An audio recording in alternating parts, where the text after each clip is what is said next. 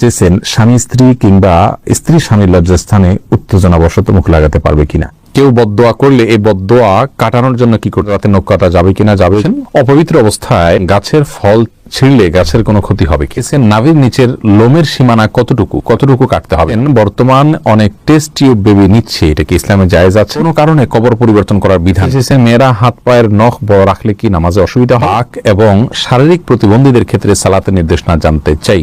তারিয়া আলম আপনি জানতে চেয়েছেন কেউ বদদোয়া করলে এই বদদোয়া কাটানোর জন্য কি করতে হবে। বদদোয়া কাটানোর কোনো সিস্টেম নেই। আল্লাহর কাছে ইস্তেগফার করবেন এবং চেষ্টা করবেন ভালো পথে থাকার জন্য, আল্লাহর কাছে আশ্রয় চাইবেন। নাফিজা নুজহা জানতেছেন রাতে নখ কাটা যাবে কিনা। যাবে। গোসলের পর নখ কাটলে কি অপবিত্র হয়ে যাবে? না, হবে না। ফাইসাল আপনি প্রশ্ন করেছেন অপবিত্র অবস্থায় গাছের ফল ছিঁড়লে গাছের কোনো ক্ষতি হবে কিনা। এর উত্তর হলো অপবিত্র অবস্থায় গাছের কোনো ফল ছিঁড়লে গাছের কোনো ক্ষতি হবে না। এমনকি যিনি ছিঁড়বেন তারও কোনো ক্ষতি হবে না। ফল ছেঁড়ার ক্ষেত্রে পবিত্রতা অপবিত্রতার বিষয়টি কোনো নিষিদ্ধ বা এরকম কিছু নয়, বরং যে কোনো অবস্থাতে আপনি প্রয়োজন হলে গাছের ফল ছিঁড়তে পারবেন। সাদ বিন আব্দুর রহিম আপনি জানতে চেয়েছেন নাভির নিচের লোমের সীমানা কতটুকু কাটতে হবে। নাভির নিচ থেকে নিয়ে আপনার দোলনার চিপায় যে সমস্ত লোম থাকে সবগুলোকেই আপনি কাটবেন যতটুকু সম্ভব। কিছুদিন থেকে যায় তাতে অসুবিধা নেই। রেজাউল করিম জানতে চেয়েছেন বর্তমান অনেক টেস্ট টিউব বেবি নিচ্ছে, এটা কি ইসলামে জায়েজ আছে?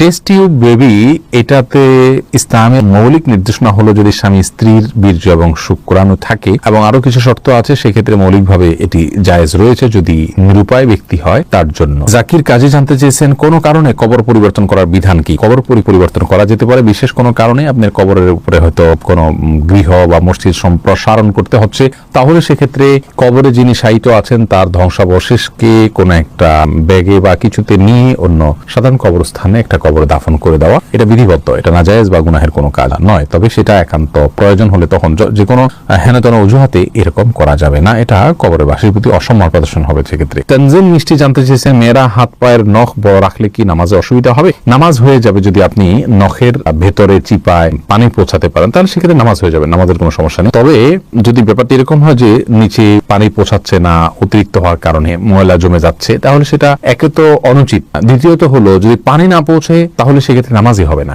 যেমন নখ যদি বের হয়ে থাকে তাহলে তলার অংশতে পানি পৌঁছাইতে হবে, কারণ বাইর হয়ে আছে, ওইটা আপনার দৃশ্যমান অংশ হয়ে গেল, অতএব ওখানে পানি পৌঁছাইতে হবে। সেখানে আপনাকে পানি পৌঁছাটা নিশ্চিত করতে হবে। যদি করেন তাহলে সেক্ষেত্রে নামাজ হয়ে যাবে, কিন্তু এরকম করাটা অনুচিত। এমডি জান্নাতুল ফেরদাউস জান্নাত আপনি জানতে চেয়েছেন বাক এবং শারীরিক প্রতিবন্ধীদের ক্ষেত্রে সালাতের নির্দেশনা জানতে চাই। বাক প্রতিবন্ধী যারা, তারা মুখে যদি কোনোভাবে উচ্চারণ করতে না পারেন তাহলে সেক্ষেত্রে মনে মনে যেগুলো পাঠ করার কথা সেগুলো পাঠ করবেন এবং রুকু সিজদা স্বাভাবিক অবস্থাতে তিনি করবেন। আর শারীরিক প্রতিবন্ধী যারা, তারা যেভাবে পারেন সেভাবে সালাত আদায় করবেন। আল্লাহ রাব্বুল আলামিন বলেছেন ফাত্তাকুল্লাহ মাসতাতা'তুম, তোমরা আল্লাহকে যতটুকু সাধ্যে কুলায় ততটুকু ভয় করো। অতএব প্রত্যেকের যার সাধ্য অনুযায়ী তার আমলগুলো সম্পাদন করতে হবে। আবু হানিফা আরিফ জানতে চেয়েছেন হিজড়াদের পর্দার বিধান কি। ভাই আবু হানিফা, হিজড়া যারা, তাদের জন্য পর্দার বিধান হলো তারা সাধারণ অবস্থাতে যদি পুরুষের সাথে তাদের সাদৃশ্যটা বেশি হয় তাহলে সেক্ষেত্রে তারা পুরুষদের সাথে দেখা করবেন, মেয়েদের সাথে পর্দা করবেন। আর যদি তাদের শারীরিক গঠন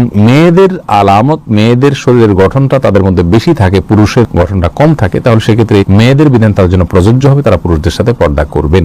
এটা হলো একটি মত এবং সবচেয়ে প্রসিদ্ধ এবং গ্রহণযোগ্য মত। এছাড়া হিজড়াদেরকে নিয়ে আরো নানা রকমের মত রয়েছে ওলামায়ে কেরামের। নার্গিস আক্তার জানতে চেয়েছেন মেয়েদের নামাজ ভাঙতির সময়ে কি কি আমল করা যাবে। যখন নামাজ থাকবে না সে সময় তিনি সব কাজ করতে পারবেন, শুধু নামাজ পড়বেন না, রোজা রাখবেন না, স্ত্রী সহবাস করবেন না, তওয়াফ করবেন না, এছাড়া সব কাজ করতে পারেন। কোরআনে কারীম স্পর্শ করা বা তেলাওয়াত করা, স্পর্শ করতে পারবেন না, তেলাওয়াত করার বিষয়টি বিতর্কিত বা এটা নিয়ে আলোচনা রয়েছে। অনেক ওলামায়ে কেরাম এটাকে অনুমোদন দিয়েছেন, সৌদি আরবের স্কলাররা অনুমোদন দিয়েছেন, তবে অন্যান্য ইমামগণ এটার অনুমোদন দেননি। কিন্তু তেলাওয়াত তিনি শুনতে পারবেন, জিকির করতে পারবেন, দুরূদ করতে পারবেন, ইস্তেগফার করতে পারবেন, ইসলামিক বই পুস্তক পড়তে পারবেন, এই সমস্ত কাজগুলো করা তার জন্য জায়েজ রয়েছে। সামনে সেগুলি জানতে চাইছেন অনেকে বাচ্চা না নেওয়ার জন্য সিজারের সময় না উল্টিয়ে দেয়, এটা কি জায়েজ রয়েছে? সাময়িক যদি হয় এটা তাহলে এটা জায়েজ রয়েছে, যদি স্থায়ী হয় তাহলে এটা জায়েজ নাই। মাহমুদুল হোসেন মিমু আপনি জানতে চেয়েছেন বিয়ের ক্ষেত্রে পাত্রের সামনে একজন মেয়ের কতটুকু পর্দা করতে হবে। সাধারণ চেহারা, মুখাবয়ব এটা দেখার নির্দেশনা রয়েছে। রাসূল আকরাম সাল্লাল্লাহু আলাইহি ওয়াসাল্লাম একজন সাহাবীকে বিয়ের প্রস্তাব দিয়েছেন কোন একজন মেয়েকে, তিনি বলেছেন ফানজুর ইলাইহা, তুমি তাকে দেখে নাও।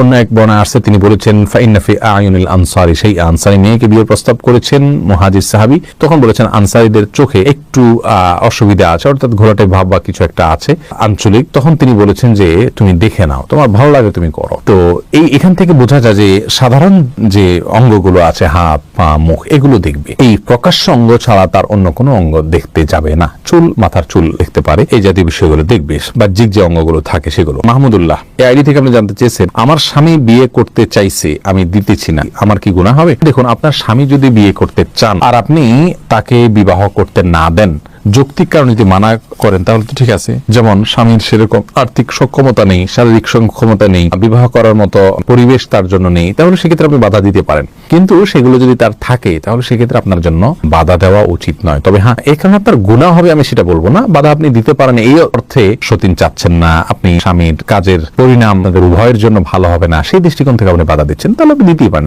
গুনাহ হবে না। কিন্তু যদি আপনার আল্লাহর বিধানের প্রতি আপনার অবজ্ঞা থাকে এবং অশ্রদ্ধা থাকে, তাহলে সেটি ভিন্ন কথা। সেটা কারণে হলে গুনাহ শুধু হবে না, তার কারণে ঈমানও যেতে পারে। এনাম জানতে চেয়েছেন, চিরকুমার থাকা কি জায়েজ আছে? না, চিরকুমার থাকা জায়েজ নাই, যদি কেউ এটাকে সওয়াবের কাজ মনে করেন। হ্যাঁ, দিনের কোনো কাজ, বড় কোনো দায়িত্ব পালন করতে গিয়ে, দিনের জ্ঞান অর্জন করতে গিয়ে তিনি বিয়ে করার সুযোগ পাচ্ছেন না, তাহলে সেটা তার জন্য জায়েজ রয়েছে, এইটুকু বলা যেতে পারে। তবে রাসূল করিম সাল্লাল্লাহু আলাইহি সাল্লাম বিবাহ না করে থাকার বিষয়টিকে সমালোচনা করেছেন এবং তিনি বলেছেন যে তোমরা বিবাহ করো, বিবাহ আমার সুন্নাহর অন্তর্ভুক্ত। এই জন্য বিবাহ করে, সংসার করে, তার ফাঁকে ফাঁকে ইবাদতবন্দি করে এলম শিখা, সেটা হলো উচিত এবং উত্তম। এরপরে এমডি জাকির জানতে চেয়েছেন, দোকানে কি বিড়ি সিগারেট বিক্রি করা সম্পর্কে ইসলাম কি বলে? যদিও আমরা খাই না, দোকানে বিড়ি সিগারেট রেখে বিক্রি করলে সেই উপার্জিত অর্থ আমাদের জন্য হালাল হবে না। যদি কেউ দোকানে বিড়ি সিগারেট না রেখে দোকানদারি করতে পারেন, সেটা হবে সবচেয়ে ভালো। আর যদি এটা না রেখে তিনি তার কোনো উপায় না থাকে, তাহলে সেক্ষেত্রে এইটার উপার্জনের টাকাটাকে তিনি আলাদা করে রাখবেন, সেটা তিনি ভক্ষণ করবেন না এবং সেটা তিনি দান করে দিবেন সওয়াবে নিয়ত করা ছাড়া। এটা হলো তার নিষ্কৃতির উপায়। আর সাধারণ অবস্থাতে বিড়ি সিগারেট বিক্রি করা জায়েজ নেই, কারণ এটা অন্যায় কাজে সহযোগিতা। রিজওয়ানুর রহমান হৃদয় জানতে চেয়েছেন, স্বামী স্ত্রী কিংবা স্ত্রী স্বামীর লজ্জাস্থানে উত্তেজনাবশত মুখ লাগাতে পারবে কিনা? এটা ঘৃণ্য কাজ ইসলামী শরীয়তে, এটি আর কিছু না হলো মাকরুহ, কমপক্ষে হারাম সরাসরি না হলো মাকরুহ, অপছন্দনীয় কাজ।